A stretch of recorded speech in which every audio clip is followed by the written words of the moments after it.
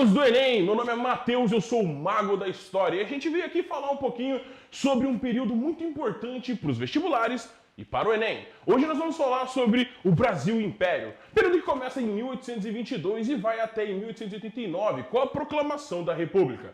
Durante esse período nós vamos ter três grandes fases: o primeiro reinado, o período regencial e o segundo reinado de Dom Pedro II. Vamos começar aqui falando sobre esses líderes, tá? No começo nós vamos ver Dom Pedro I, o homem que declara a independência do Brasil, que levanta a espada no Grito do Ipiranga em 1822. Nós vamos ver que ele vai ter vários problemas internos, o que vai fazer com que ele abdique o trono e volte para Portugal, largando aqui seu filho, Pedrinho, com 5 anos de idade. No momento que a criança cresce até ela atingir a maioridade, nós vamos conhecer o período regencial, onde vários regentes vão coordenar e administrar o território brasileiro. Passando então, quando Pedrinho ganha a maioridade, nós chegamos no segundo reinado, no reinado de Dom Pedro II, que vai de 1840 até 1889. Senhores, sobre o primeiro reinado, a gente tem que falar sobre alguns pontos, como, por exemplo, o problema da independência. A independência do Brasil não houve uma grande revolução e as guerras foram bem pequenas. Na verdade, o que aconteceu aqui foi um acordo entre a elite agrária brasileira juntamente com a família real portuguesa. No caso aqui, Dom Pedro I. Nós vamos ver um acordo que vai acabar terminando com a independência do Brasil. Já no começo da independência, nós vamos ver alguns problemas, como, por exemplo, o reconhecimento do Brasil como um país independente. Nós vamos ver que o primeiro país a reconhecer o Brasil como independente vai ser os Estados Unidos, em 1824.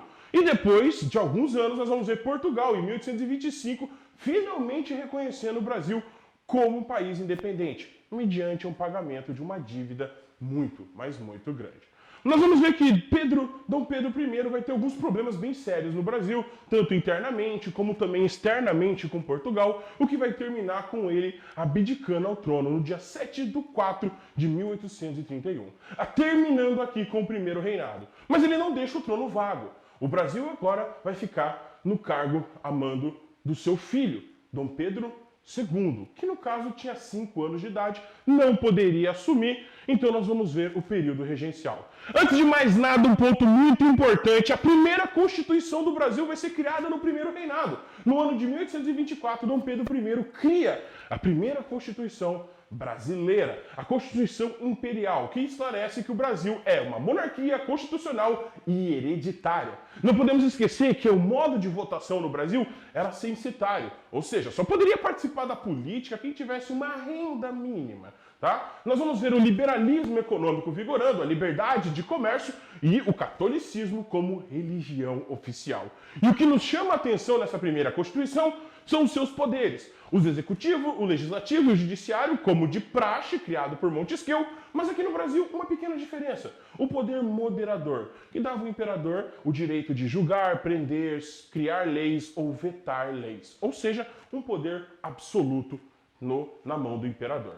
Passamos então para o período regencial. Enquanto Pedro está crescendo, com 5 anos de idade, até chegar à sua maioridade, nós vamos ver que o Brasil vai ser controlado por regentes. Esses regentes vão acabar brigando entre eles. Nós vamos ver que as forças políticas do Brasil vão acabar brigando para ver quem controla o Brasil. Teremos 3 grandes partidos: liberais moderados, liberais exaltados, e os restauradores vão começar a brigar para controlar o Brasil durante esse período.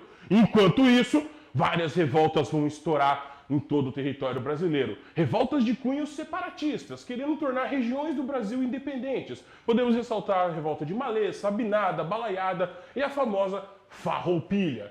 Bom, chegamos então ao segundo reinado, o reinado de Dom Pedro II, que começa em 1840 com o famoso golpe da maioridade, onde a maioridade do Brasil vai ser diminuída para 14 anos, permitindo que Dom Pedro possa assumir mesmo tendo 14 anos. E ele vai continuar no trono até o ano de 1889. Durante o segundo reinado, várias coisas importantes vão acontecer, como, por exemplo, a criação do parlamento no Brasil, que não vai funcionar, já que era comandado por Dom Pedro, e nós chamamos ele de parlamento às avessas. É aqui que a elite cafeicultora começa a crescer no estado de São Paulo. Nós vamos ver o café e as lavouras de café se expandindo por todo o oeste paulista. E esse personagem, o cafeicultor, cada vez mais ganhando poder econômico e desejando ganhar o poder político. E é neste momento no Brasil também que nós vamos ver as leis que vão proibir o tráfico de escravos. 1850, nós vamos ver a lei Eusébio de Queiroz, como também antes, em 1845, a lei Bill Aberdeen da Inglaterra, proibindo o tráfico de escravos. O que isso impacta no Brasil? Força a se ter mão de obra assalariada. E aí nós vamos ver a entrada dos imigrantes, principalmente imigrantes italianos e alemães no Brasil. Além disso, nós vamos ver que na política externa, o Brasil vai se envolver numa das suas maiores batalhas já disputadas até hoje, a Guerra do Paraguai, que vai envolver não só o Brasil, como também o Uruguai, a Argentina, na luta contra o Paraguai, com o apoio financeiro da Inglaterra. E é neste momento que nós devemos lembrar que um ponto muito importante para o Enem vai acontecer. A abolição da escravidão no ano de 1888. Não devemos pensar que a abolição da escravidão aconteceu do nada. Não, existiam lutas durante todo o período imperial, lutas abolicionistas de pessoas que compravam a alforria do escravo, libertavam, faziam ele fugir, ajudavam nas fugas, chegando até o momento onde era impossível ignorar a possibilidade de libertação dos escravos. Em 1888 é assinado pela princesa Isabel a Lei Áurea, que acaba abolindo a escravidão no Brasil. Depois de algumas brigas internas, algumas tretas internas, nós vamos ver que Dom Pedro acaba comprando inimizades com os cafeicultores, com a elite militar que queriam participar da política brasileira, mas viam o império como um grande empecilho. E no final, em 1889, é finalmente proclamada a República Brasileira, na mão do militar Marechal Deodoro da Fonseca. Terminamos assim o segundo reinado com a proclamação da República. Senhores, tá vendo essa questão? Questão do Enem do ano passado. Você quer aprender? Você quer saber responder essa questão? Se inscreve aí e acompanha as aulas.